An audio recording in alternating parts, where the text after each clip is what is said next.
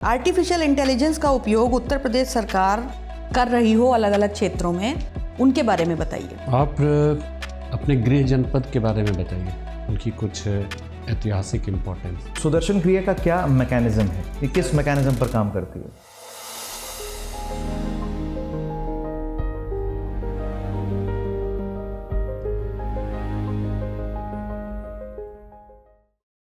मैं come in ma'am? Yes please come in. Good afternoon ma'am. Good afternoon, आइए बैठिए। Thank you ma'am. आप अपना नाम और पता बताए बगैर बाकी जानकारी दीजिए। मैम मैंने ग्रेजुएशन किया है आईआईटी पटना से मैकेनिकल इंजीनियरिंग में, वर्ष 2020 में पास आउट हुआ। उसके बाद से मैं सिविल सेवा की तैयारी कर रहा हूँ और मेरी हॉबीज़ हैं तबला बजाना, सुदर्शन क्रिया और ध्यान करना। ठीक है, आप आईआईटी पटना से मैकेनिकल इंजीनियर हैं और उसके बाद आप सिविल सर्विसेज की तैयारी करने लगे, ऐसा क्यों हुआ? आपको तो आईआईटी से पढ़ने के बाद देश की तकनीकी विकास में योगदान देना चाहिए था। मैम मेरे पिता भी गवर्नमेंट सर्विस में हैं, तो उनको देख के, और वो इंजीनियर हैं, उनको देख के मैं इंस्पायर होता था, इसलिए मुझे भी इंजीनियरिंग करने का मन हुआ। तो मैंने अपना हार्ड वर्क करके आईआईटी क्रैक किया और फिर वहाँ से बीटेक के दौरान मुझे और एक्सपोज़र मिले। वहाँ पे एक कल्चर है सिविल सर्विसेज की तैयारी करने का आईआईटीज़ में, तो वहाँ सीनियर्स के कांटेक्ट में आने के बाद मुझे इस वास्ट फील्ड के बारे में पता चला और मैंने मैकेनिकल इंजीनियरिंग में मैम करते दौरान बहुत सारे स्किल्स सीखे। हाँ। जैसे एनालिटिकल स्किल्स मेरे डेवलप हुए, प्रॉब्लम सॉल्विंग एबिलिटीज़ इम्प्रूव हुई और लीडरशिप क्वालिटीज़ कुछ प्रोजेक्ट्स करने के बाद आए। ठीक है, बहुत बढ़िया। ये बताइए कि उत्तर प्रदेश सरकार जो है विज्ञान और प्रौद्योगिकी की दिशा में बहुत काम कर रही है, साइंस एंड टेक्नोलॉजी की फील्ड में। वर्तमान सरकार के द्वारा किए जाने वाले कुछ ऐसे कार्य जो साइंस और टेक्नोलॉजी के डेवलपमेंट में उत्तर प्रदेश में बहुत महत्वपूर्ण साबित हो सकते हैं, उनके बारे में बताइए। मैम अभी वर्तमान सरकार इसरो के साथ मिलकर काफ़ी मतलब सैटेलाइट वगैरह का डेवलपमेंट में इन्वॉल्व है और डीआरडीओ के साथ भी मिलके हमारे यहाँ ब्रह्मोस मिसाइल बनाए जा रहे हैं, हेलीकॉप्टर और एयरक्राफ्ट भी डेवलप किए जा रहे हैं। अभी हमारे ऑनरेबल जो चीफ मिनिस्टर हैं, हाँ, वो सिंगापुर दौरे पे भी हैं और वहाँ पर काफ़ी सारे MOU साइन हो रहे हैं science and technology, logistic, warehouses को डेवलप करने के लिए। ठीक है, आर्टिफिशियल इंटेलिजेंस का उपयोग उत्तर प्रदेश सरकार कर रही हो अलग अलग क्षेत्रों में, उनके बारे में बताइए, जैसे पुलिस में, कृषि में या किसी भी अन्य क्षेत्र में। आर्टिफिशियल इंटेलिजेंस का यूज़ उत्तर प्रदेश सरकार विभिन्न क्षेत्रों में कर रही है, जैसे कि कृषि के क्षेत्र में ड्रोन का यूज़ किया जा रहा है स्वामित्व योजना के अंतर्गत। उसमें मैपिंग की जा रही है लैंड रिकॉर्ड्स की। और मैम हेल्थ केयर सेक्टर में भी AI का यूज़ करके रोबोटिक सर्जरी की जा रही है, दूर दराज से बैठ के डॉक्टर सर्जरी कर पा रहे हैं। एजुकेशन के क्षेत्र में भी मैम विभिन्न AI प्लेटफॉर्म्स का यूज़ किया जा रहा है ताकि बच्चों का ओवरऑल जो प्राइमरी एजुकेशन है और हायर एजुकेशन उसको इम्प्रूव करने। Thank you sir. आप अपने गृह जनपद के बारे में बताइए, उनकी कुछ ऐतिहासिक इम्पोर्टेंस। सर मैं मिर्ज़ापुर डिस्ट्रिक्ट से बिलोंग करता हूँ।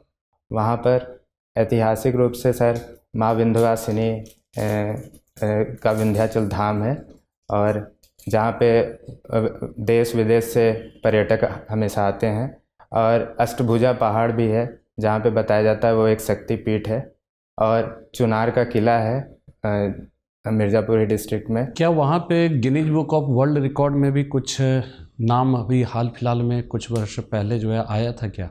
जी सर। क्या चीज़ था? Guinness book of world record में वहाँ के बच्चों ने तिरंगा बनाया था। बहुत सारे, मुझे एग्जैक्ट नंबर नहीं याद आ रहा है। रंगोली पैटर्न कुछ बनाया था? रंगोली पैटर्न, जी सर। सर इसका एग्जैक्ट मुझे ध्यान नहीं आ रहा है। अच्छा, मिर्ज़ापुर का संबंध सम्राट अशोक से भी है? जी सर। कुछ इसके बारे में जानकारी है आपको? सर वहाँ पे जो पत्थर रेड सैंडस्टोन पाए जाते हैं उसका यूज़ करके अशोका ने पिलर बनाए थे, जो अशोका पिलर हम उसके नाम से जानते हैं। क्या AI नौकरियों को ख़त्म कर देगा?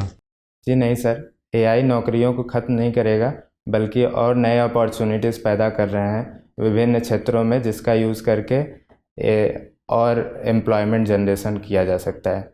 जैसे कि कृषि के क्षेत्र में AI का यूज़ करके और मतलब टेक्निकल उसमें लोग इन्वॉल्व हो सकते हैं उसको इम्प्लीमेंट करने के लिए और इम्प्रूव करने के लिए। कृषि हेल्थ केयर सेक्टर में भी सर विभिन्न टेक्निकल एक्सपर्ट्स आ सकते हैं जो कि हेल्प कर सकें डॉक्टरों को उसको प्रोफेशनल सर्जरीज करने में।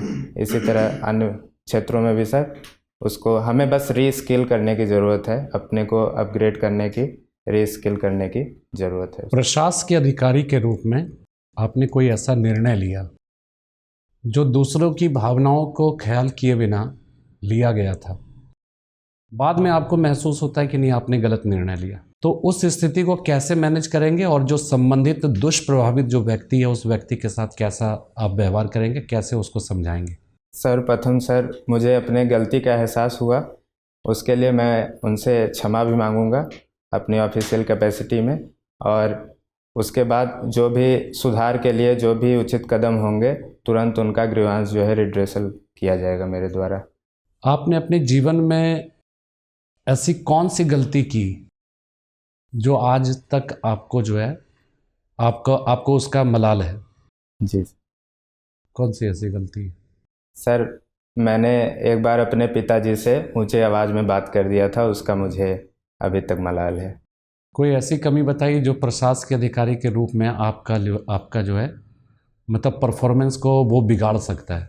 सर मैं थोड़ा इमोशनल हूँ, मुझे लगता है ये कभी कभी मतलब किसी की बातें जल्दी बुरी लग जाती हैं, ये मुझे लगता है कि मुझे मेरा व्यवहार और कंडक्ट जो है बिगाड़ सकता है कहीं। तो फिर मैं आपको क्यों सिलेक्ट करूँ? आपने पहले से ही कमी बता दी है, तो अगर सेलेक्ट कर लूँगा और वही गलती आपने वहाँ दोहरा दी तब तो फिर पूरा तहस नहस हो जाएगा, पूरा जो है जो भी पर्पस है वो फुलफिल ही नहीं हो पाएगा। सर मैं इस कमी पर बहुत अच्छे से काम कर रहा हूँ।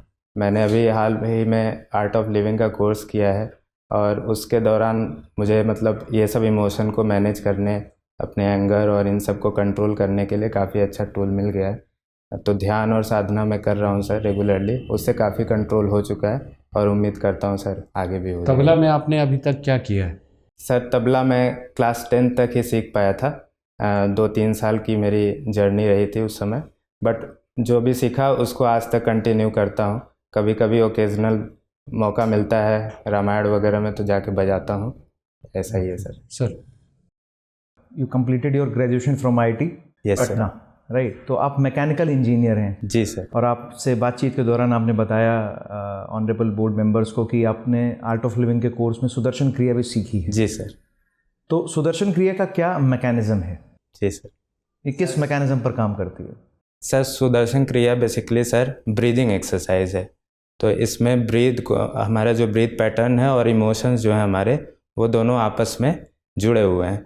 तो जब हम ब्रीदिंग को अलग अलग टेम्पो में करते हैं, पहले स्लो फिर मीडियम फिर फास्ट, तब वो सर इमोशन को हमारे काफ़ी कंट्रोल करता है, हमें कामनेस प्रोवाइड करता है और हमें 100% मतलब प्रेजेंट मोमेंट में लाने का अनुभव देता है। तो आपको ये सारे अनुभव हुए सुदर्शन क्रिया के माध्यम से? जी सर, इसको मैं काफ़ी हद तक फील कर पाता हूँ। सुदर्शन क्रिया कर रहे हैं सर? ये लगभग 1.5 साल हो गया मुझे 1.5 साल करते से हुए। कर रहे हैं आप? जी सर। तो इसको सीखने के लिए किसी ट्रेनर की आवश्यकता होती है या कैसे यूट्यूब से सीख सकते हैं, कैसे कर सकते हैं? सर इसके लिए गाइड की ज़रूरत है।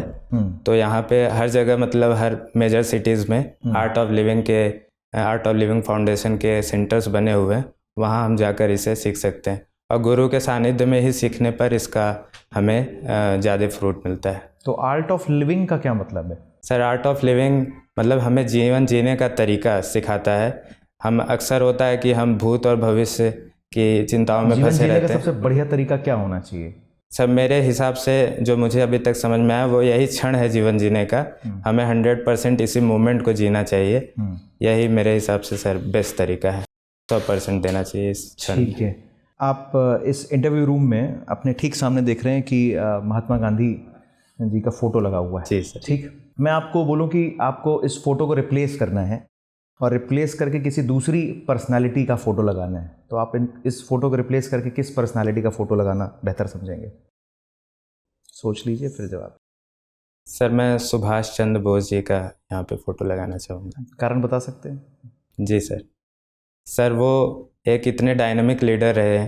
उन्होंने पहले सिविल सेवा की परीक्षा पास की, उसके बाद सर उनके अंदर देश सेवा और भक्ति इतनी थी कि सर उन्होंने सिविल सेवा का तब इतने रिपीटेड सर्विस थी उसको छोड़ा और स्वतंत्रता सेनानी बने और साथ ही जी सर धन्यवाद मैडम। 3 ताल में कितनी मात्राएं होती हैं? 3 ताल में 16 मात्राएं होती हैं। कैसे? धा धिन धिन धा धा धिन धिन धा धा तिन तिन ता ता धिन धिन धा। ठीक है, बहुत बढ़िया। आपने कहा मुख्यमंत्री जी विदेशों की यात्रा पर गए हुए हैं अभी। आप मुझे बस ये बता दीजिए कि किस प्रावधान के तहत भारत के किसी राज्य का मुख्यमंत्री विदेशों में जाकर के समझौते कर सकते हैं? मैं इसको एग्जैक्ट रिकॉल नहीं कर पा कोई रहा हूँ। बात नहीं, आपसे बात करके बहुत अच्छा लगा। आपका इंटरव्यू पूरा होता है, आप जा सकते हैं। Thank you thank you sir thank you sir. बैठिए। Thank you ma'am. Ashish Kumar Upadhyay ji, जी मैम। कैसी लग रही तैयारी? मैम तैयारी अच्छी है। हाँ, अच्छी लग रही है। आपके पास तो अभी बहुत समय भी है, आपकी तैयारी अच्छी है। जी मैम। आपने जो हॉबीज़ लिखी हैं दोनों पे आपने काम किया है और आपकी एंट्री, अभिवादन, बैठने का तरीका, आई कांटेक्ट, बात करने का तरीका सब एकदम बढ़िया है। क्योंकि आप आईआईटी से मैकेनिकल इंजीनियरिंग पढ़े हुए व्यक्ति हैं तो ये सवाल बनना स्वाभाविक है कि भाई आपने इंजीनियरिंग को क्यों नहीं चुना।